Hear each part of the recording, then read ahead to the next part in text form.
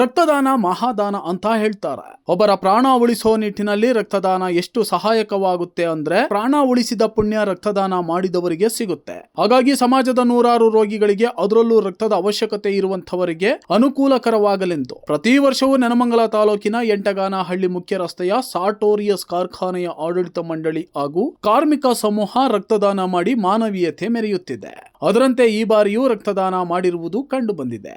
ನಾನು ನಾಗರಾಜ್ ಅಂತ ಹೇಳಿ ಅಡ್ಮಿನಿಸ್ಟ್ರೇಟಿವ್ ಮ್ಯಾನೇಜರ್ ಆಗಿದ್ದೀನಿ. ಅದೇ ರೀತಿ ನನ್ನ ಜೊತೆಯಲ್ಲಿ ಇವಾಗ ನಮ್ಮ ಮ್ಯಾನೇಜಿಂಗ್ ಡೈರೆಕ್ಟರ್ ಆದ ಮಿಸ್ಟರ್ ಆಂಟೋನಿ ಜೋಸೆಫ್ ಸರ್ ಇದ್ದಾರೆ. ಸೊ ಈ ಕಾರ್ಯ ಒಂದು ರಕ್ತದಾನ ಶಿಬಿರ ನಾವು 10 ವರ್ಷದಿಂದ ಮಾಡ್ಕೊಂಡು ಬರ್ತಾ ಇದ್ದೀವಿ.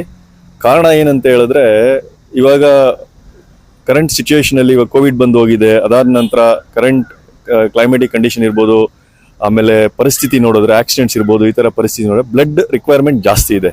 ಹಂಗಾಗಿ ನಾವು ಸೊಸೈಟಿಗೆ ಎಷ್ಟು ಸಹಾಯ ಮಾಡ್ಬೋದು ಅಷ್ಟು ಸಹಾಯ ಮಾಡಬೇಕು ಅಂತ ನಾವು ಇದನ್ನ ಕಂಟಿನ್ಯೂ ಮಾಡ್ಕೊಂಡು ಬಂದಿದ್ದೀವಿ ನಾವು.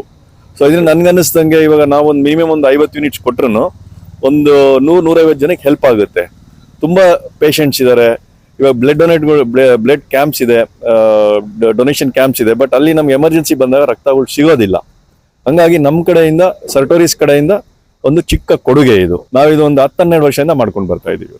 ನಮ್ಮ ಕಂಪ್ನಿ ಏನಂತ ಹೇಳಿದ್ರೆ, ಕಂಪ್ನಿ ಕಡೆಯಿಂದ ನಾವು ನಮ್ಮ ಸೊಸೈಟಿಗೆ ಎಷ್ಟು ಬೆನಿಫಿಟ್ ಆಗುತ್ತೋ ಅಷ್ಟು ಮಾಡೋಣ ಅಂತ ನಾವು ಇದು ಮೆಡಿಕಲ್ ಇದರಲ್ಲಿ ಈ ಥರ ಡೊನೇಟ್ ಮಾಡ್ಕೊಂಡು ಬರ್ತಾ. ಅದೇ ರೀತಿ ಮ್ಯಾನೇಜ್ಮೆಂಟ್ ಕೂಡ ನಮಗೆ ತುಂಬ ಸಹಾಯ ಮಾಡ್ತಾರೆ. ಈ ಥರ ಸೊಸೈಟಿ ಅಂತ ಬಂದಾಗ ಪ್ರತಿಯೊಂದು ಇದಕ್ಕೂ ಮುಂದೆ ನಿಂತು ಮಾಡಿ ಅಂತ ಹೇಳ್ತಾರೆ. ಸೊ ಹಂಗಾಗಿ ನಾವು 12 ವರ್ಷದಿಂದ ಈ ಕ್ಯಾಂಪ್ನ ನಡೆಸ್ಕೊಂಡು ಬರ್ತಾ ಇದ್ದೀವಿ. ಇದು ಇಂಡಿಯನ್ ರೆಡ್ ಕ್ರಾಸ್ ಸೊಸೈಟಿ ಅವ್ರ ಜೊತೆ ನಾವು ಟೈ ಅಪ್ ಮಾಡಿಕೊಂಡು ಮಾಡ್ತಾ ಇದ್ದೀವಿ.